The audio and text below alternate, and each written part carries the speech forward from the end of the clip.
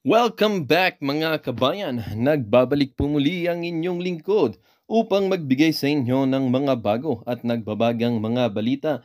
Tila ba naging mainit na usapin ang isyong ito sa mundo ng social media? Heto na nga mga kabayan, tila ba itong si Presidente Kuting ay nangangamba ang kanyang buhay dahil meron ng babala ang Korte Suprema sa kanya na di magtatagal ay itong si Presidente Kuting na ito ay hihimas na nga ng malamig at malungkot na rehas.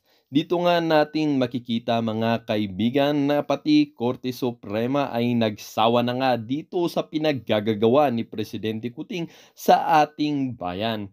Attorney Sal Panelo isiniwalat na sa publiko ang katotohanan na ang pinaggagawa ng Presidente Kuting na 'to, kasama na rin ang kanyang asawa na si unang ginang na si Smugs, pati na rin ang pinsan niyang si House Speaker Tambaloslos, ay tila ba napakarami na palang kalokohan or kabalbalan na pinaggagawa sa ating bansa. Dito nga natin makikita mga kaibigan na wala talagang kasalanan na hindi nabubulgar. Kahit gaano mo pa itago itong pinaggagawa ng administrasyon mo, Presidente Kuting, meron at merong may lalabas na kalokohan or kabalbalan or katarantaduhan ang pinaggagawa mo. Sana nga sigaw na ng taong bayan ay bumaba ka na lang sa pagiging presidente upang ipalit na si VP Inday Sara Duterte dahil siya ang tunay na may paninindigan at tunay na may pusong leader at may kapakanan or merong puso na maglingkod sa taong bayan at lalong-lalo na sa bansang Pilipinas. Well, para nga sa kabuuang detalye ay panoorin na lamang ang buong video at kung bago ka pa lamang sa ating channel ay huwag kakalimutang mag-subscribe, pindutin ang notification bell at piliin ang all upang laging maging updated sa mga bago at nagbabagang mga balita. At sa mga solid viewers naman natin dyan, maraming salamat naman po sa patuloy na pagtangkilik sa ating channel. Tuloy-tuloy lang po ang laban para sa katotohanan at para na rin sa kinabukasan ng ating pinakamamahal na bansang Pilipinas. Huwag din pong kakalimutang mag-iwan ng like at i-share ang ating mga videos. At kung meron ka naman pong hinaing, ang ating comment section ay bukas para sa inyong mga opinyon. Muli po maraming salamat and God bless the Philippines. Ng kung ano-ano ang ating kapulisan dyan, ito kung di ako nagkakamali partner para sa ating update, ito yung mga graba at buhangin na ipinapasok sa katedral. Tama po ba partner? Tama yan, partner Franco, no? Around 12 a.m. kanina, mayroong isang van na nagpasok ng cooler. Pero nung inspection, hindi natuloy dahil nga ito yung mga gusto nilang mangyari sa Emerald Gate. Ang laman ng cooler ay nilipat sa mga bags na may label ng PNP. Laman yung mga graba, mga buhangin at graba, sand and gravel. At itinakbo na mabilis papasok sa KOJC Cathedral.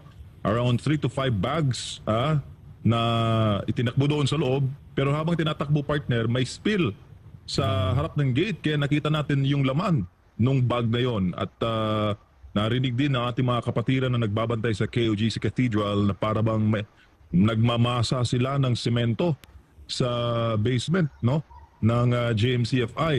At patuloy partner yung pagpapasok nila ng mga kontrabando dito sa loob ng ating compound. Ito yung gusto nila mangyari. Kaya hindi nila dinadaan doon sa Gate 18 kung saan may scanner at direkta nila dito na pinapasok yung kanilang gusto mang ipasok sa ating gate. Franco. Yes, Attorney Sal, ano pong masasabi natin dito sa ganitong uri ng... ngayon naman, after nagpakita po tayo ng mga larawan na meron silang hinukukay sa basement to, di ko alam kung gaano kalalim pero malalim na po ito. At meron naman sa KOJC Cathedral na nagbibit-bit ng mga grabat buhangin. Ano po nakikita niyo dito, Atty. Sal? Alam mo yan, dapat kasi yung mga abogado, tama na mo na yung press conference, you file an urgent motion for an ocular inspection. Ang title mo ganyan, urgent motion for an ocular inspection to show the violations of the amparo writ issued by this court, para pumunta ang hukuman doon at makita niya. Kasi alam mo, kung puro lang tayo ganito, walang mangyayari sa atin. Kailangan malaman ng hukuman na paanda, tayo ng Senate. Hindi, ito lang pumunta dyan. Yan ang muna ang dapat gawin kasi Yes. kailangan ever since sinasabi ko na court lang ang pag-asa natin yan. But the court cannot make any order without evidence presented to it. Hindi gagalaw yan. Kailangan lahat ng mga video, di ba, sa aking article, ipinakita ko doon yung lahat ng violations. But these violations, kahit na ilagay ko yun sa article, ibunganga natin yan dito, walang mangyayari yan hanggat hindi pinipresenta sa hukuman sa pamamagitan ng motion or manifestation. Magpapile ka doon, bibigay ka ngayon ng mga tao mo doon, ipipresenta mo yung mga video, yun ang kailangan. Hindi makakagalaw ang hukuman pag ganyan eh. Yes. Attorney, meron po tayong ocular inspection and public hearing po ng Senado September 3 of this year. Kung saan Senado dapat yan sa mga abogado natin Dapat noong pa yan Yung mga pinapalabas natin, dapat yan pinapakita sa hukuman. Sinusumite. Yan ang ebidensya na lumalabag sila sa writ of amparo. Hindi naman natin ginagawa. Sus Mario Joseph. I think, partner MJ, meron tayong inihain na, kung hindi tayo nagkakamali, ang ating mga abogado sa mga ginagawang illegal ng kapulisan dyan, kung hindi ako nagkakamali. Partner MJ. Attorney Sal, many are saying that it would be a great help if you would join our legal team to fast track our moves, attorney, para makuha natin agad ang ating kinakailangang remedyo mula sa korte. Problema, matagal na akong humihingi sa inyo ng mga pinahin nyo sa court. Hindi naman kayo nagpapadala. Advice ako ng advice, hindi naman nasusunod. Kaya alam mo, yung urgent motion for an ocular inspection, dapat noon pa yan Kasi nung naglabas ng writ, nagbabiolate na sila So you have to show to the court na, Your Honors, they're violating mga ebidensya namin. Kung malangit tayong gagawin ganyan, puro tayo press conference, wala mangyayari sa atin. Puro tayo propaganda. Propaganda, alam na ng taong bayan yan. But the court cannot make any move unless it is at least this evidence are submitted to them. Yan ang mahalaga dyan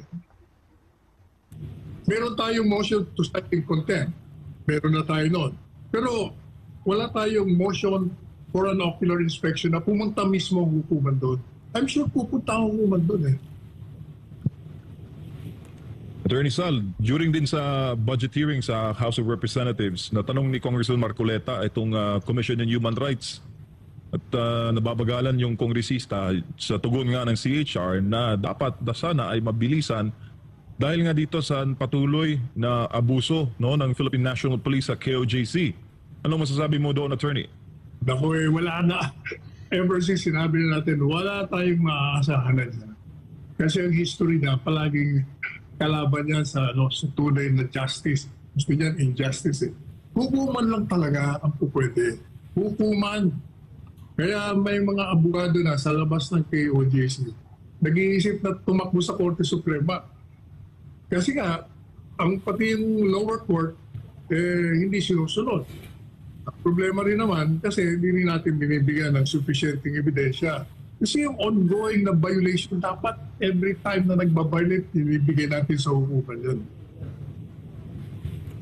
I think, partner, ginagawa ata yun ng ating mga abogado, kung hindi ako nagkakamali. That's why everything is documented talaga. Dinodocument ng mga manggagawa dyan ang lahat ng mga galaw ng ating mga kasama sa KOJC. Siguro kailangan na lang natin bigyan linaw na yung ilan sa kanilang ipinasa sa korte ay tila hinahanapan natin ng mas mabilis na paraan ng sa gayon maisagawa agad. Dahil so far, yung natanggap na natin na temporary protection order, this was filed right before, kung di ako nagkakamali, yung time na nilusob nila o pinasok na nila ang KOJC. At meron pa tayong patuloy na mga ifina-file na iba't ibang mga kaso laban sa ating kapulisan. Pero in particular patungkol sa inspection na mismo ang ating hukuman dapat ang pumunta. I'm not sure about that. Attorney, anong pinakamagandang move on your end po para maumpisa na po ito? Tagal ko lang sinasabi. Una-una, hindi totoo yung nag-file agad ng petition for writ of amparo. Yung pag-atake nila, June 18 pa ako nagpayo sa mga abogado. Publicly, dito sa programa ito, paulit-ulit ko sinasabi, pala kayo ng Rico Magparo. June 18 ko sinabi yan, nag-file lang sila July 1st, 2 weeks after. Di ba? Pagkatapos sabi ko nga, dapat Korte Suprema, huwag na dyan. Para yung 15 justices, gagalaw at gagalaw yan. Pero, on the morning na pinapa-withdraw ko sila, di ba? Tayo MJ, sabi ko, i-withdraw nyo na yan kung hindi gumagalaw yan. Punta kayo sa Korte Suprema. But in the afternoon, biglang nag-issue. Okay na, issue na. Ang problema, di pinarelate. O dapat, for every violation, takbo ka na naman sa huko, takbo ka na ng takbo. Ako, I don't believe na yung mga video yan ay presenta. Kasi hanggang ngayon, wala kayong pinapadala. Kasi kami, ang mga abogado sa labas, we want to help, pero hanggang di nyo kami binibigyan ng mga dokumento showing kung ano nangyayari dyan sa hukuman, hindi namin alam yan dahil nasa Davao Court eh. Buti kung Maynila lang, punta lang kami sa Maynila, sa hukuman, di alam na namin. Dito, malayo eh. Hindi nyo pinapapadala nyo kami. Attorney Sal, sa ibang topic naman, sa nakatagda pong investigation ng Senado dito sa KOJC compound, coming Friday, ang schedule ho kasi alas 10 ng umaga, pupunta sila dito sa loob at mag-i-inspeksyon. Alauna naman magkakaroon ng hearing doon sa SP Hall sa Davao City. Ngayon sir, many are asking if mapipigilan ba ng Philippine National Police itong mga senador na inspeksyonin mismo yung JMCFI basement na nakuhanan po ng litrato na malalim na po yung drilling doon at paghuhukay. Paari ba yung pigilan ng PNP attorney na hindi papapasukin yung mga senador? Papasukin nila yan. Lalo na silang choice. Pero sabi ko nga, mas dapat yung hukuman. Hukuman sana ang naunang mag-inspeksyon. From the very time na nag-uhukay sila, nag-file na tayo ng urgent motion for ocular inspection. Di nakarating na sila. Kasi tinatanggi nila. Meron namang ebidensya, may kumuha na nandun mismo, most likely mga police din doon, na sympathetic. So kaya, tinatanggi, o di inspection ka sa hukuman, o di huli. Attorney Sal, may movement po ngayon no, sa House of Representatives. Kaugnay po sa sinasabi nilang impending investigation laban kay Vice President Sara Duterte. Nagkapalitan po ng chairmanship ang House Committee on Blue Ribbon. At ang inilagay po nila ngayon na chairman ay kilalang kritiko ni Vice President Sara Duterte na si Manila Representative Joel Chua. Nataon po ito, Attorney Sal, sa paglalabas po ng COA report na sinasabing iniwanan raw ni VP Sara yung DepEd na may 12 bilyong disallowances. Meron din umanong suspensyon at meron din umanong mga kaso. Anong masasabi mo dito, Attorney, na ito na, nagtutulungan na yung mga ahensya para pabagsakin si VP Sara? Dati naman ginagawa na nila yan. Ano bang katakataka pa ron? Pero yung issue ng disbursement, under investigation pa yun ang COA. Kaya premature, nagagamitin nila yung COA. Yung mga notice of disallowance, yung mga sinasabi na COA, balik kayo rito, bibigyan pa kayo ng pagkakataon magpaliwanag. Kaya hindi pa dapat yan paksain dyan sa congressional hearing. Premature yan. But since nga ang intention ay siraan siya, ilalabas nila. Ilalabas nila. Tsaka, questionable rin ang timing, Attorney, nang siya'y bumisita last Monday dito sa ating compound, last Sunday, when we celebrated our 39th anniversary celebration, siya ang panauhing pandangal. After noon, nagsilabasan na itong mga issue na ganito, Attorney Sal. Talagang palagi nalang ganyan yan. Maniwala kayo, hindi titigil yung mga yan. Hindi titigil yan. Pero I don't think they will succeed. Kasi yung tao, hindi tatanggapin kasinungalingan na inilalatag nila dyan sa congressional. Lalo pat ang mga nilalagay, Attorney Sal, yun talagang mga yung mga vocal critic ng Vice President Sara Duterte. Franco. Yes, syempre naman, partner. Nakita naman natin yung significance ng ginagawa nilang panggugurgur sa mga Duterte. Everything was really played well ng mga kalaban ng PRRD administration before. At ngayon nga, napakalinaw, partner MJ, na lahat ng may kaugnayan sa mga Duterte, even dahil nga naging kaibigan din ang ating buting pastor, Pastor Apollo C. Kibuloy, and including SMNI, everything na kanilang ginagawa is sobra-sobrang illegal. Believe it, isipin mo partner and also attorney, pati ang SMNI na freeze order, everything freeze order, including Children's Joy Foundation freeze order, at ngayon libo-libong kapulisan at ngayon patuloy na dinadagdagan pa. So, the thing here also MJ is yung on top of this na nagko-control hindi lang pala PRRD dahil meron nga tayo natatanggap na impormasyon. At ngayon ay may lumilipad na mismo ng mga military hardware sa KOJC compound. Ito yung Beach King, ito yung ilang mga kagamitang pandigma ng Amerika, at meron nga tayo nahuli dyan, na videoan pa, Attorney Sal, na Amerikano na sigig dirty finger pa, na palakad-lakad sa vicinity ng Kingdom of Jesus Christ compound. Ganun po yung involvement na po na obviously tahasan na po ang ginagawa ng mga Amerikano sa KOJC. Attorney Sal, ano po masabi niyo dito? Matagal na yun, di ba? Parang paulit-ulit, di ba? Parang mga siramplakan na tayo. Nakakarindi na nga mga banat natin eh. Ganun pa rin ang nangyari, wala eh. Kaya sabi ko, hukuman lang. Ever since sinasabi ko, only the courts can do something about that. We have to do our job sa hukuman. Saka na yan. Tapos na ang propaganda natin eh. Lahat nakakaalam na nangyayari. Pero yung hukuman, kailangan tanggapin nila yung ebidensya yan, submitted sa kanilang hukuman. Attorney Sal, sa recent po na bagyo dyan sa Metro Manila, na trending po yung hashtag nasaan ang Pangulo. Kayo naramdaman nyo yung pagtitimon ng national government sa kasagsagan po ng bagyong Enteng, Attorney? Well, ang gobyerno, kahit na sinong presidente, talagang may nakalaan ang mga pagtugon sa disaster. Lahat ng presidente, ang magiging problema, yung hinahanap nila yung tao. Kasi si Presidente Duterte dumarating. Itong si Presidente Marcos Jr. hindi nakikita. Kaya hahanapan talaga siya ng presensya niya. Tsaka sa komento ng netizens, Attorney, ramdam nila na walang nagtitimon sa bansa, mga pangunahensya ng gobyerno. Tsaka ang babaw raw na mga direktiba ng Malacanang na ang mga utos, the usual naman na routine o mga trabahong ginagawa ng mga government agencies kahit na wala pang bagyo o kalamidad. Attorney Sal. Gaya ng sinabi ko, yan lahat ng ahensya ng gobyerno, ready yan. Kasi nga, prepare na nila yan eh. PSWD, lahat yan. Ang kailangan talaga ni Presidente Marcos Jr., magpakita siya doon sa mga lugar na may disaster areas para ang tao mapil nila na nandiyan ang Presidente. Pag hindi talaga siya magparamdam, talaga makikriticize siya. Thank you, Attorney. I believe, Franco, no? Yes. Kahit may masamang panahon, tuloy-tuloy pa rin yung mga activity sa Liwasang Bonifacio. Tuloy-tuloy pa rin talaga partner. Iba't ibang issue nga yung tinatalakay natin dito eh.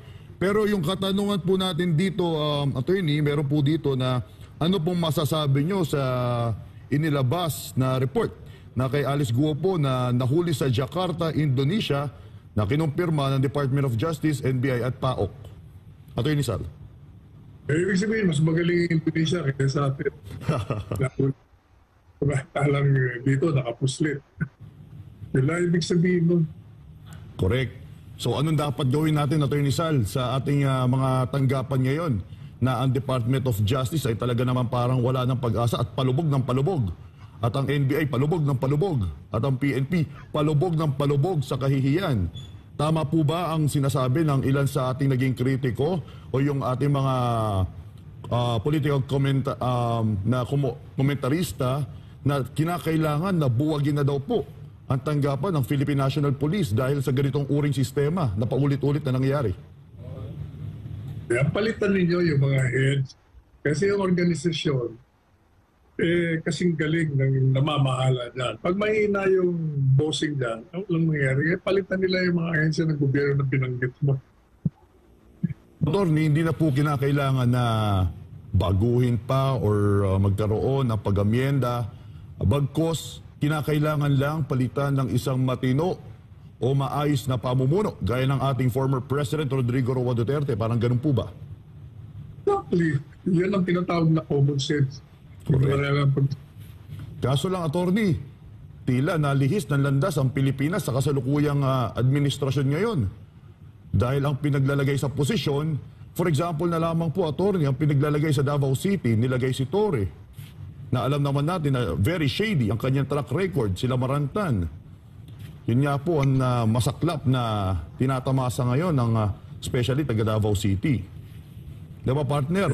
Yes, attorney. Kaya dapat yan si Presidente Marcos Jr. Kitang-kita niya na yung ginawa nga. Panlilin lang sa... Nalin lang siya dito eh. Hindi siya nasabihan kung ano nangyayari doon. Sinabi sa kanya, walang pumasok niya, sir, na may armas. Kitang-kita na mayroong mga armas. Sir, walang tiyaga siya. O kaya, yung mama, sa paniniwala niya, totoo sinasabi ng mga tao niya, nagsalita o dinamukha namang gago siya, kawawa. Pero, katotohanan dyan, yung mga nasa ground, kaya dapat palitan niya na yung mga yan. Eh, ang problema, naniwala siya, sinuportahan niya. Ang uulan siya ng batik. So, malinaw po, Attorney Sal, na si Marcos Jr. ay out of touch sa totoong buhay o sa totoong kaganapan sa ating bansa at ang kanyang mga tao sa kanyang kapaligiran lamang ang nagdidikta sa kanya kung anong mga sasabihin niya, kung anong gagawin niya. Tama po ba, attorney? Hindi siya dinikta. Gaya ng sinabi ko sa art, this president is misinformed. He is made to appear na yung mga sinasabi nila totoo. Kaya, ang mga salita niya, puro labag sa katotohanan.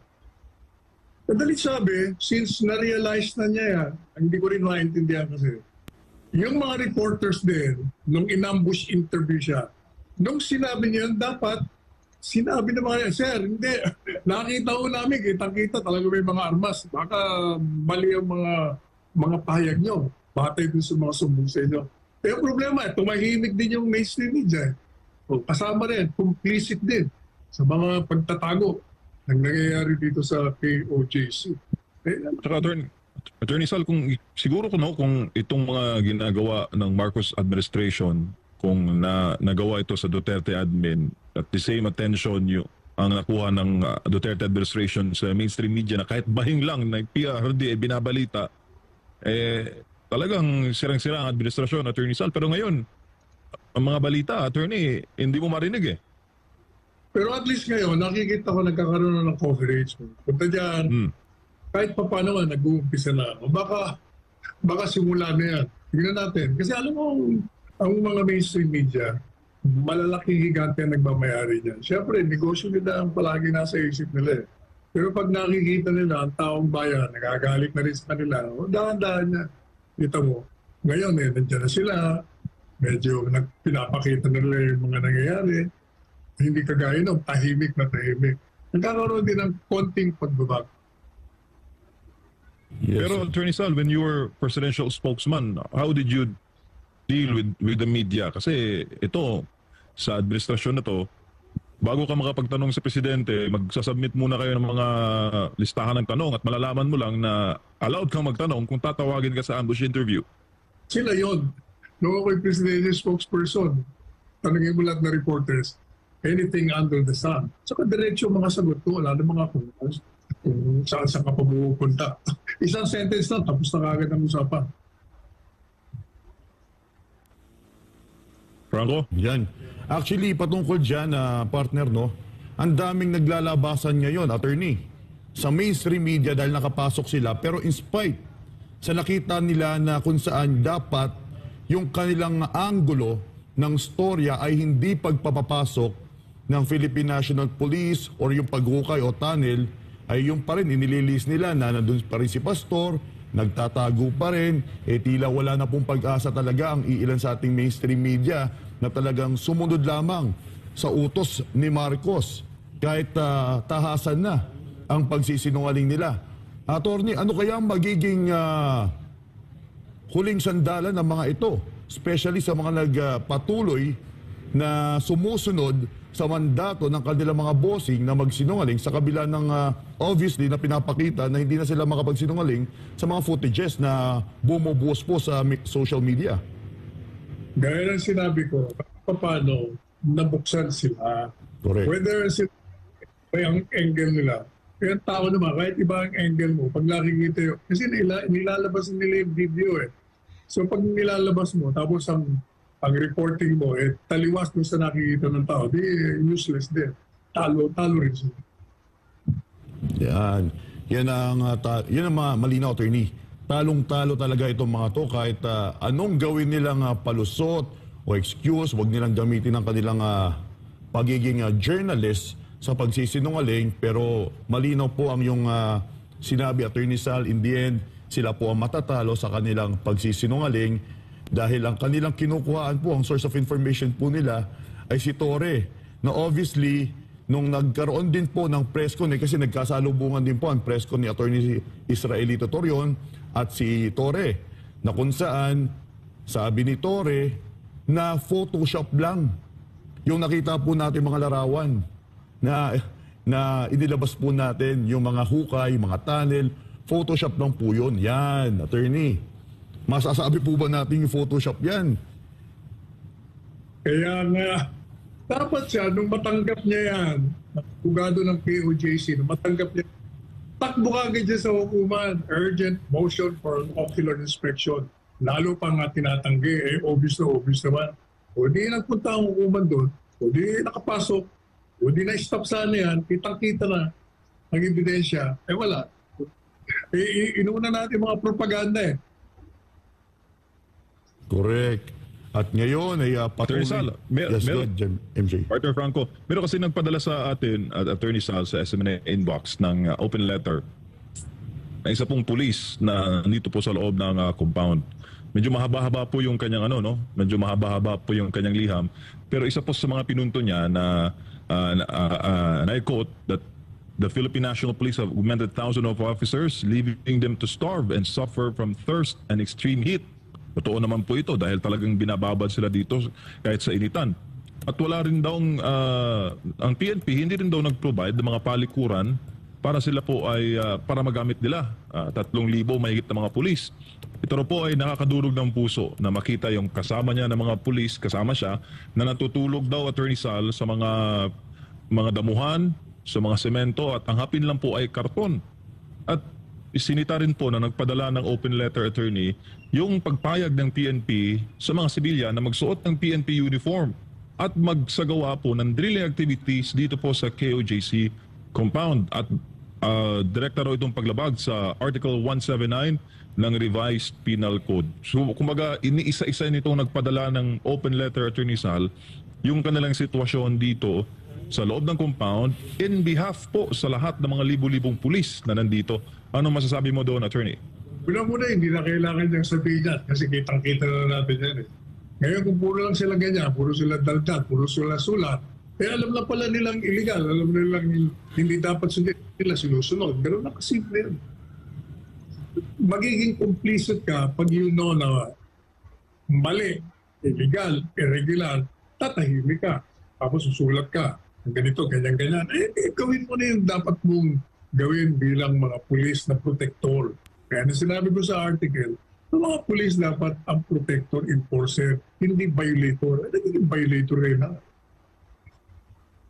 Ano po ang maipapayo niyo, attorney, bukod po sa inyong pahayag? Kasi naririnig po kayo dito sa buong compound, naririnig po kayo ng mga pulis. Yung mga yan, walang magagawa yan sa ngayon. Naghihintay yan ng utos ng hukuman. Kaya yung aking payo, i-ocular inspection na ng hukuman yan. Dapat noon pa yun. Franco? Yes. Yun nga yung ating laging idinadalangin sa ating Diyos na matigil na itong patuloy na karahasan na ginagawa ng ating kapulisan.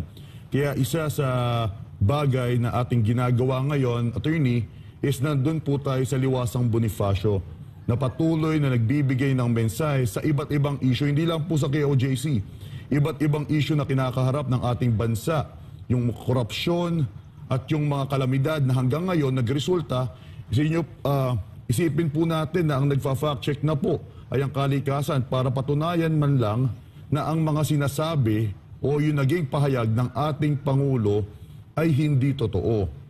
At maliban dito, isa sa binanggit din ng isa sa ating mga naging speaker, si Kaado Paglinawan, na hindi matatapos ang krisis na ito ng ating bansa kung ang Pilipino ay mananatiling walang pakialam o hindi nila papansinin ang mga isyu ng problema. Gaya rin po ng sinasabi natin paulit-ulit na kinakailangan po natin na mamulat ang taong bayan. Attorney Sal, paano po na ang pinaka magandang pahayag o panawagan sa ating mga kababayan nang sa gayon makiisa at mamulat po sila sa kinakaharap po ng ating bansa para sa susunod na mga henerasyon? Naku matagal na tayo nananawagan dyan. Wala namang bago sa mga sinasabi ng mga nagsasalita ngayon. Matagal na itong studio ito. Matagal nang nananawagan yan. So hindi na kailangan paulit-ulit. Sa ngayon talagang hukuman, yan ang matagal. Punta ka mo yung muna sa hukuman. Pag ang hukuman walang nagawa, ang tao mismo gagawa ng paraan. Correct. Attorney, may tanong po si Ma'am Z sa YouTube. Yes, Ang tanong Go ahead, ni Ma'am Z partner, attorney, mukhang walang tulong ang national government kay Inday Sara. I mean OVP, ang DSWD wala pa. Yun natin ito, Attorney Sal, sa pagpapadala ng relief goods sa mga naapektuhan po ng bagyong Enteng. Attorney. Well, what do you mean walang tulong na binibigay? Parang nakita daw ng taong bayan, OVP lang ang nagpapadala ng tulong. Nagdi-distribute na nga si BP Sara. Saka yung kay Secretary Rex Gatchalian, hindi ba ang dami rin nilang pinapadala? Doon nga ako bilib sa taong yan dahil kahit na walang disaster, pinakita niya sa akin Nung nagkausap tayo, matagal na, wala pa yung mga bagyo. Ready ka.